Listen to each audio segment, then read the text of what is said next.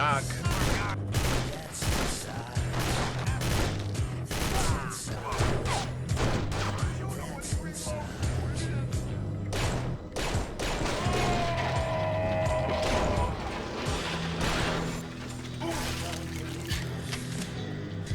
So welcome back to Hapes O Games, and I really wanted to give Urban Chaos the coverage it deserves on this channel. Believe it or not, I've actually covered this game before, way back when I started the channel first. I cringed at a couple of videos when I watched them back, but I'm leaving them up there, so if you do want to check them out, you can check them out above. But hey, we're here to talk about Urban Chaos, and for me it's one of Rocksteady's best games. Now everybody knows Arkham Asylum, critically acclaimed Batman game that Rocksteady have made, but not a lot of people know about Urban Chaos. Just to note, today I'm covering the Xbox version, but this is also available on PS2. So let's get into the story and the premise. So in a nutshell, you are Nick Mason, a leader of T-Zero, who are basically a riot squad who take no shit, and T-Zero's objective is to take back the streets by any means necessary.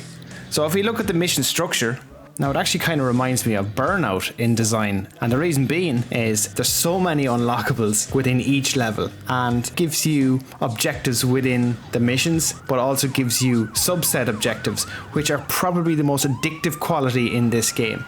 So yes, you can go from point A to B, first person shooter, and complete the primary objectives, but the real hook here is actually completing the secondary objectives. There's just so many of them, and it just adds such replay value. And some of those could be simple as getting 20 headshots in a level, or maybe use your taser to incapacitate bad guys and take them down in a non-lethal manner. But again, all of this adds to such a high level of replay value, and at the end of each level you can see the variety in the objectives, and all these objectives, and the more you complete, the more unlockables you gain. You find yourself replaying levels over and over to get the best scores, and then that's not to mention even the different layer of difficulties. Speaking of unlockables, check this out.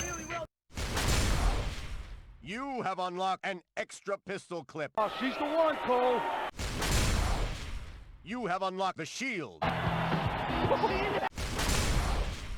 You have unlocked the assault rifle. You have unlocked the stun gun.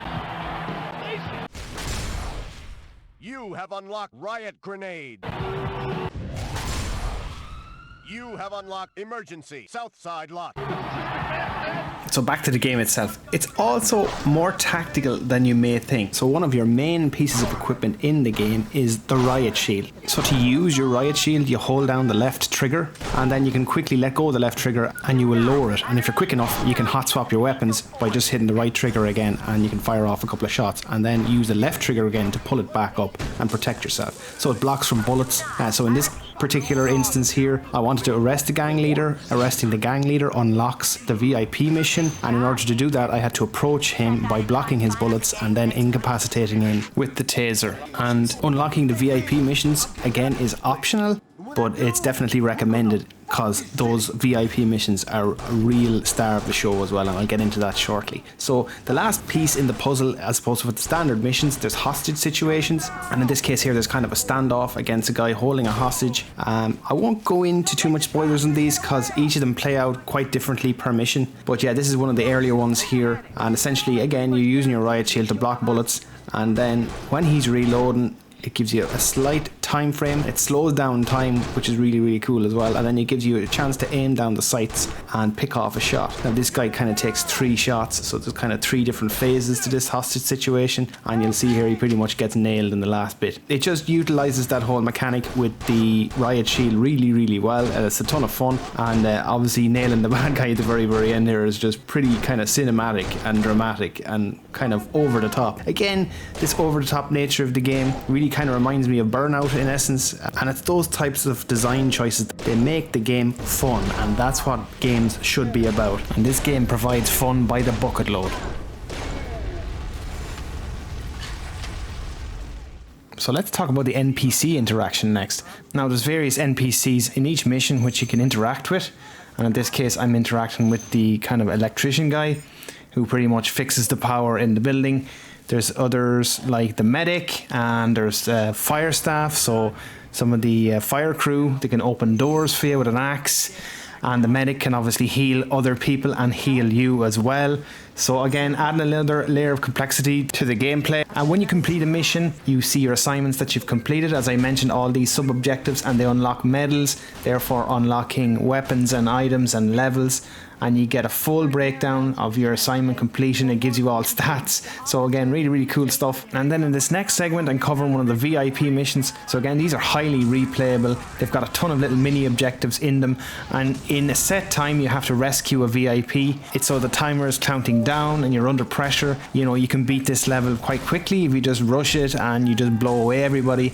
But again, you don't get all the medals and you don't get all the unlockables. And the unlockables, the medals and everything else lead to unlocking new weapons, new equipment. So it's that cycle of quite addictive gameplay that is just so good about this game, and I absolutely love it. Personally, for me, this is one of the best 6th generation shooters ever to be made on a console.